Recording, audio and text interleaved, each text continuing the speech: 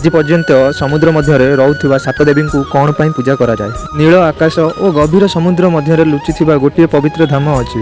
ଚାରିପଟେ ତରଙ୍ଗର ଗର୍ଜନ, କିନ୍ତୁ ଏହି ସ୍ଥାନରେ ଅଜଣା ଶାନ୍ତି ଅଛି। ଲୋକମାନେ କୁହନ୍ତି ଏଠି ସମୁଦ୍ର ଗର୍ଭରେ ବସନ୍ତି ସାତ ଦେବୀ। ସେହି ସାତ ଦେବୀ ହେଲେ ସନ୍ତାନଦାତ୍ରୀ, ସ୍ୱାସ୍ଥ୍ୟଦାତ୍ରୀ, ଧନଦାତ୍ରୀ, ସୁଖଦାତ୍ରୀ, ସୁରକ୍ଷାଦାତ୍ରୀ, ସଫଳତାଦାତ୍ରୀ ଓ ଶାନ୍ତିଦାତ୍ରୀ। ଭକ୍ତିର ସତ୍ୟ ଡାକ ଶୁଣିଲେ ସେମାନେ କେବେ ମନା କରନ୍ତି ନାହିଁ। ଗୋଟିଏ ଗ୍ରାମରେ ରହୁଥିଲା ଏକ ଗରିବ ମାଛଧରା। ଦିନକୁ ଦିନ ଶୂନ୍ୟ ଜାଲ, ଘରେ ଭୋକ, ମନ ନିରାଶ ହେଉଥିଲା, କିନ୍ତୁ ତଥାପି ସେ ପ୍ରତିଦିନ ସମୁଦ୍ରକୁ ମା ବୋଲି ଡାକୁଥିଲା। ଏକ ଦିନ ହଠାତ୍ ଭୟଙ୍କର ଝଡ଼ ଆସିଗଲା। ନୌକାଟି ଭାସି ଭାସି ଯାଇ ସେହି ଗୁପ୍ତ ଧାମକୁ ପହଞ୍ଚିଗଲା। ମାଛଧରାଟି ମୃତ୍ୟୁ ଭୟରେ ସେ ଚକ୍ଷୁ ବନ୍ଦ କରି ସାତ ଦେବୀଙ୍କୁ ସ୍ମରଣ କରି ମନେ ମନେ ଡାକିଲା। ସେହି ରାତିରେ ସ୍ୱପ୍ନରେ ସମୁଦ୍ରରୁ ଆଲୋକ ଦେଖାଗଲା।